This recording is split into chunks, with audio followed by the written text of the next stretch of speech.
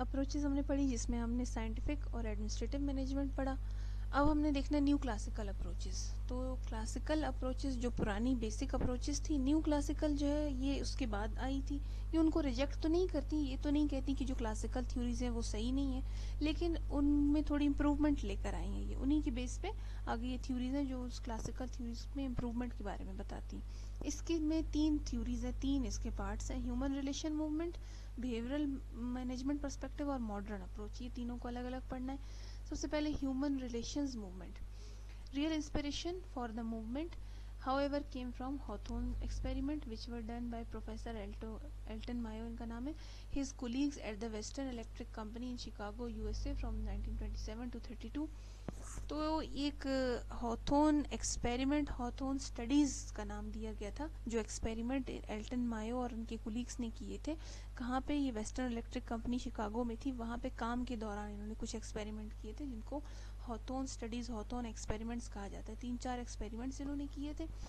اس کے نتیجے میں انہوں نے جو بتایا تھا، جو کنٹریبیوشن تھا وہ یہ تھا کہ آپ کلاسیکل مینجمنٹ کے پرنسپلز ہیں ان کو اپلائی کریں، ان کی تھیوریز کو اپلائی کریں، بالکل ٹھیک ہے، لیکن اس کے کچھ شارٹ کمنگز بھی ہیں، اس کے کچھ نقصانات بھی ہیں. یہ اس کو سامنے لے کر آئے تھے. ان کے ایکسپیریمنٹس کو دیکھتے ہیں ون بائی ون. انہوں نے جو ہے سب سے پہلے ایلومینیشن ایکسپیریمنٹ کیا تھا اسی انڈسٹری میں کام کرتے ہوئے شکاگو میں. ایلومینیشن ایکسپیریمنٹ، ایلومینیشن کہتے ہیں لائٹنگ کو. انہوں نے کیا کیا کہ انڈسٹری میں جو ہے جو ورکرز کام کر رہے تھے، انہوں نے جو ہے ان کو 2 رومز میں کام کے لیے بھیج دیا ورکرز کو، 2 الگ الگ رومز میں. ایک روم کو انہوں نے ایکسپیریمنٹل گروپ کا نام دیا اور دوسرے کو کنٹرول گروپ کا. کنٹرول گروپ وہ ہوتا ہے جس کے اوپر ہم کوئی بھی ٹیکنیک اپلائی نہیں کر رہے ہوتے، لیکن ایکسپیریمنٹ گروپ وہ ہوتا ہے جس پہ کوئی ایکسپیریمنٹ کر رہے ہوتے ہیں. تو ورکرز کو بھیج دیا کہ آپ اس روم میں جائیں، آپ اس روم میں جائیں، اور آپ کے اوپر ایکسپیریمنٹ ہوگا کوئی لائٹنگ سے ریلیٹڈ. ورکرز کو اتنا پتا تھا. تو انہوں نے جو ایکسپیریمنٹل گروپ تھا اس روم میں جو ورکر کام کر رہے تھے، انہوں نے جو ہے اس کمرے میں اچانک سے جو ہے وہ لائٹنگ جو ہے، جو کمرے میں لائٹس لگی تھی ان کو تیز کر دیا. لائٹ جب زیادہ ہو گئی تو ورکر نے جو ہے زیادہ پروڈکٹیوٹی دینی شروع کر دی، زیادہ پروڈکشن دینی شروع کر دی، کیونکہ روشنی ہو گئی، زیادہ لائٹ ہو گئی. لیکن انہوں نے جب ایکسپیریمنٹل گروپ کا یہ چیز تو فوکس ہو گئی کہ ٹھیک ہے لائٹنگ کی وجہ سے پروڈکشن زیادہ ہو گئی، لیکن جو کنٹرول گروپ تھا وہاں پہ لائٹنگ میں کوئی امپروومنٹ نہیں آئی، لیکن ان کی بھی پروڈکشن زیادہ ہو گئی. ایک تو یہ چیز انہوں نے نوٹ کی. دوسری پھر انہوں نے لائٹنگ کو کم کر دیا ایکسپیریمنٹل گروپ میں. کنٹرول گروپ میں کوئی چینج نہیں لائے. ایکسپیریمنٹل گروپ وہ جو روم تھا اس میں لائٹنگ کو کم کر دیا. اس میں لائٹنگ کو کم کرنے کے بعد بھی ورکرز کی پروڈکٹیوٹی میں چینج نہیں، ڈیکریز نہیں ہوئی، بلکہ وہ پھر بھی پروڈکٹیوٹی زیادہ ہی ہوئی. صرف اس وقت پروڈکٹیوٹی کم ہوئی جب وہ لائٹنگ اتنی کم ہو گئی جتنی مون لائٹ ہوتی کہ نارمل سے بھی کم ہو گئی تب. تو اس کا نتیجہ انہوں نے یہ نکالا کہ ہائپوتھیسس، یعنی کہ جو شروع میں انہوں نے سوچا تھا وہ یہ تھا کہ جتنی لائٹنگ زیادہ ہوگی اتنی پروڈکشن زیادہ ہوگی، لیکن ایسا نہیں ہوا. جب لائٹنگ زیادہ ہونے سے ایکسپیریمنٹل گروپ میں تو پروڈکشن زیادہ ہوئی، لیکن کنٹرول گروپ میں تو لائٹنگ سیم تھی، پھر بھی ان کی بھی پروڈکشن زیادہ ہوئی. تو اس کا نتیجہ یہ نکلا کہ یہ لائٹنگ نہیں ہے جس کی وجہ سے پروڈکشن زیادہ ہو یا کم ہوتی، بلکہ کچھ اور فیکٹر ہیں، کوئی اور ریزن ہے جس کی وجہ سے پروڈکٹیوٹی کم یا زیادہ ہوتی ہے. وہ ایک ریزن ہو سکتا ہے سائیکالوجی آف امپلائیز.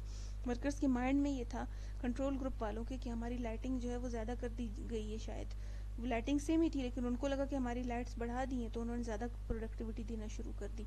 اور ایکسپیریمنٹل گروپ والوں کی جب لائٹنگ ایک دم سے تیز کر دی، پھر اس کو واپس نارمل کیا گیا، تب بھی ان کو فیل نہیں ہوا کہ لائٹ کم کر دی گئی ہے، بلکہ ان کی پروڈکشن تب بھی زیادہ ہی رہی. تو اس کا مطلب ہے کہ یہ ان کے مائنڈ میں ہے، جس کی وجہ سے مائنڈ پہ ڈیپینڈ کرتا ہے کہ کتنی پروڈکٹیوٹی وہ دے رہے ہیں. اس سے لائٹنگس کا کوئی اس سے افیکٹ نہیں ہوتا. ایک یہ ایکسپیریمنٹ تھا. دوسرا انہوں نے کیا بینک وائرنگ روم ٹیسٹ ایکسپیریمنٹ. کچھ 5 فیمیلز تھیں جو ایک بینک کے وائرنگ روم میں کام کر رہی تھیں.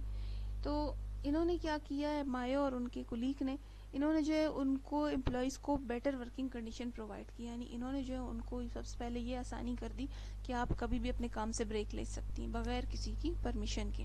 آپ ریسٹ لے سکتی ہیں کام کے دوران، آپ کو فری لنچ دیا جائے گا کام کے دوران، اور آپ کی جو پے ہے وہ اچھی کر دی گئی. آپ کے جو کام کے دن ہیں، جن دنوں میں آپ نے کام کرنا ہے، اس میں ریلیکسیشن ہو گئی.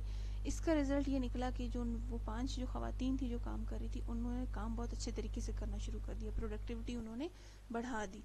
تو انہوں نے نتیجہ یہ نکالا کہ جتنا آپ بیٹر ورکنگ کنڈیشن پرووائڈ کریں گے اتنی پروڈکٹیوٹی زیادہ ہوگی. یہ اس کے علاوہ اور بھی کچھ ایکسپیریمنٹس تھے، وہ ہم ڈسکس نہیں کریں گے. پرپز یہ ہے کہ نیو کلاسیکل میں ہم ہیومن ریلیشن موومنٹ کی بات کریں تو ہیومن ریلیشن میں ہاتھون اسٹڈیز میں ڈفرینٹ ایکسپیریمنٹس کیے گئے تھے، جس میں یہ دیکھا گیا تھا کہ ہیومن کا کام کے ساتھ کیا ریلیشن شپ ہے، ورکنگ کنڈیشن کو بیٹر کرنے سے یا خراب کرنے سے کام پہ کیا اثر پڑتا ہے۔ اس کے بعد بیہیورل مینجمنٹ پرسپیکٹو، دوسرا نیو کلاسیکل اپروچ ہے بیہیویئر، جس میں امپلائیز کے بیہیویئر کو اسٹڈی کیا گیا تھا 1940 کے بعد۔ اچھا، یہ اس میں سب سے امپورٹنٹ کنٹریبیوشن ابراہم میسلو کا تھا، اس کے علاوہ ڈوگلس میگریگر ہے، ویو روم ہے، ہرزبرگ ہے، فریڈرک ہرزبرگ، ان کے بھی کنٹریبیوشن تھے۔ سب سے امپورٹنٹ کام جو ہے وہ ابراہم میسلو کا ہے۔ ابراہم میسلو جو ایک سائیکالوجسٹ تھے، انہوں نے جو ہے نیڈ تھیوری پیش کی تھی۔